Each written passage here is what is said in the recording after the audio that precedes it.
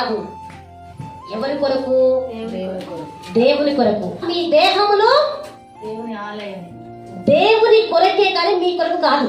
అర్థమైందా? దేహములు అంటే ఏంటి? ఈ శరీరము నీది కాదు, దేవునికి ఇచ్చిన గిఫ్ట్ అంతే, కానీ నీది కాదు. మొత్తం నీకు దాని రైట్స్ లేవు. ఎందుకు అంటే అది దేవుడు ఇచ్చిన శరీరం. హల్లెలూయా.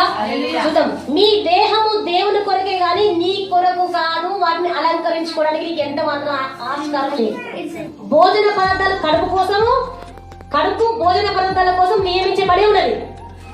అయితే దేవుడు వాటిని నాశనం చేస్తాడు ఒక రోజు. అర్థమైందా? ఇప్పుడు మనకున్న అవయవాలన్నీ ఏమైపోతాయి? ఈ చెయ్యిలు, ఈ కాళ్ళు, ఈ కడుపు అంతా ఏమైపోతుంది? లయమైపోతుంది. కానీ ఈ కడుపు తినడానికి పెట్టుకున్నావు కదా, ఇప్పుడు 2 పూటలు కాదు, 3 పూటలు, 4 పూటలు ఉన్నాయి, కడుపులోకి వెళ్ళిపోతాను. అంటే భోజనం కొరకే కడుపు ఉన్నట్టు, కడుపు కోసమే భోజనం ఉన్నట్టు మనకి వెళ్ళిపోతుంది. ఇప్పుడు నార్మల్గా వెళ్ళిపోతుంది. కానీ ఒక రోజు ఆ కడుపు, ఆ భోజనము నాశనమైపోతుంది. అయితే దేహము జారత్వం నిమిత్తము కాదు గాని ప్రభువు నిమిత్తమే. ఏంటంట? దేహము జారత్వము నిమిత్తము కాదు గాని ఎవరి కోసం అంట? ప్రభువు నిమిత్తమే ఉందంట. గుర్తుపెట్టుకోవాలి. అందుకే నీ దేహము నీది కాదు. ఎవరిది?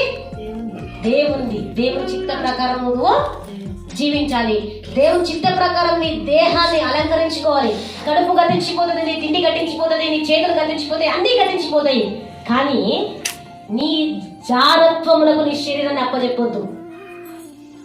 శరీరాన్ని లోకానికి అప్పచెప్పొద్దు. నీ శరీరాన్ని దొంగల పాలు చేసుకోవద్దు. నీ శరీరాన్ని నువ్వు ఇష్టానుసారంగా ఉపయోగించుకొని గాయపరచుకోవడానికి, లేదా ఇంకొకరితో మాటలు పెంచుకొని ఒళ్ళు ఊనం చేసుకోవడానికి కాదు నీ శరీరం ఉన్నది.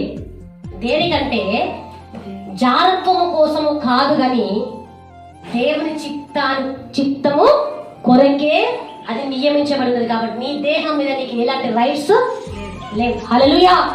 హల్లెలూయా. నీ దేహము దేవుని కొరకే కానీ నీ కొరకు కానీ నువ్వు ఇష్టం ఉన్నట్టు జీవించడానికి అధికారం నీకు లేదు.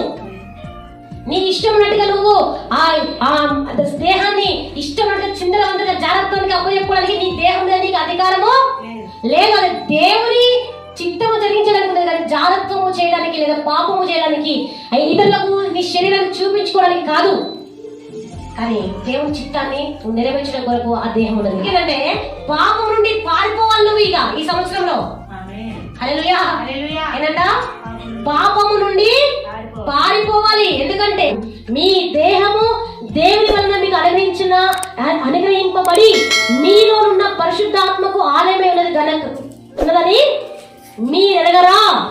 మీరు మీ సొత్తు కాదు, దేవుని సొత్తు. మీ దేహంలో ఏం చేయాలి? దేవుని మహిమపరచాలి. పాపము నుండి జాగ్రత్తలకు దూరంగా పారిపో. ఈ సంవత్సరంలో ఈరోజు నీ శరీరాన్ని ఇబ్బంది పెట్టేది, నీలో సైతానిక క్రియలు ఏదైనా ఉన్నట్లయితే వాటి నుంచి నువ్వు ఏం చేయాలి?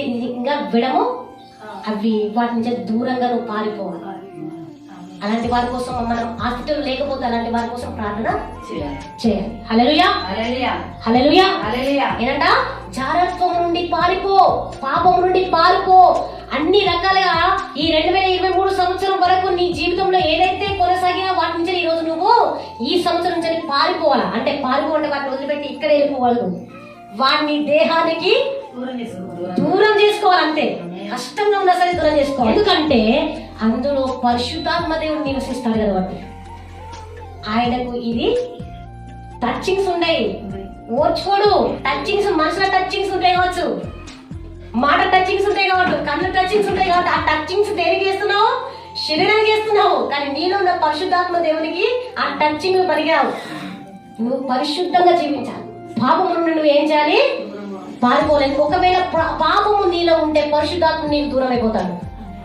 నువ్వు పాపానికి దూరం అయితే పరిశుద్ధాత్ముడు నీతో ఉంటాడు. అక్కడ తన దేహానికి తన హాని చేసుకుంటున్నాడట. కానీ నీ దేహము నీ సొత్తు కాదంటాడు ఇక్కడ దేవుడు. మరి చెప్పండి ఎట్లా? అది ఇక్కడ నీ దేహానికి నువ్వు హాని చేసుకున్న రైట్స్ నీకు లేవు. నీ దేహంలో పాపాన్ని పెంచి పోషించడానికి నీకు అది అర్హత లేదు. నీకు ఒక బ్రతికిచ్చిండు దేవుడు, నీకు ఒక లైఫ్ ఇచ్చిండు, నీకు ఒక జీవితాన్ని ఇచ్చింది దేవుడు. అలాంటప్పుడు నీవు నీ దేహంతో ఇష్టానుసారంగా జీవించడానికి వీలేదు. వంటలు ఏం చేయాలి, ఆ క్రియలు చేసి పారిపోవాలి. ఎక్కడికి పారిపోవాలా? దూరంగా పారిపోవాలి. అంటే పాపాన్ని ఇక్కడ పెట్టి అంత దూరం పారిపోవడం కాదు. ఏంటంట దూరం చేసుకోవాలి. నీ పనులతో, నీ క్రియలతో వాటిని మెల్లమెల్ల కట్ చేసుకుని వెళ్ళిపోవాలి. అదే దూరం అయిపోతుంది. హల్లెలూయా. మంచి నీలో ప్రవేశించినప్పుడు చెడు నీకు దూరంగా వెళ్ళిపోతుంది. ఎందుకంటే నువ్వు మంచినే పాటిస్తావు కాబట్టి చెడుకి అవకాశం ఉండదు. అట్లాగనే ఇప్పుడు కూడా ఏంటంటే నీవు పాపము నుండి పారిపోయి, ఎందుకంటే నీ శరీరం నీ సొత్తు కాదు, నా సొత్తు అంటున్నాడు దేవుడు. హల్లెలూయా.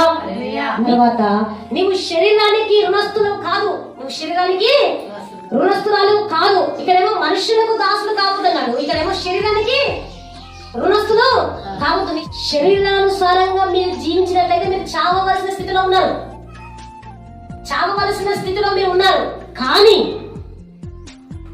ఇక్కడ ఎందుకు కానీ ఆత్మ చేత శరీర క్రియలను చంపిన ఎడల లోకానుసారంగా జీవించి నువ్వు చచ్చిన దానిలా ఉంటావో అది ఉంటావో, లేకపోతే దేవుని పరిశుద్ధాత్మ ద్వారా నీ శరీర క్రియలు చంపుకొని దేవునికి ఇష్టంగా ఉంటావో అది నిర్ణయించుకోవాలి. అర్థమైందా? లోకాన్ని పెంచి పోషించి మనం దేవుని దుఃఖపరచడం కంటే, పరిశుద్ధాత్మను దుఃఖపరచడం కంటే, పరిశుద్ధాత్మను పెంచి పోషించి లోకంలో ఉన్న వాటిని దుఃఖవద్దు. అప్పుడు నువ్వు జీవిస్తావు. ఎప్పుడు వేల సంవత్సరాలు దేవునితో నువ్వు జీవిస్తావు. అప్పుడు నువ్వు బ్రతుకుతావు. ఎందుకంటే నీలో ఉన్న శరీర క్రియలు చంపాలి, నీలో ఉన్న పరిశుద్ధాత్మను నువ్వు బ్రతికించుకోవాలి. దాసేపు ఆత్మ మీలో లేదు కానీ దత్తపుత్ర ఆత్మను మీరు పొంది ఉన్నారు.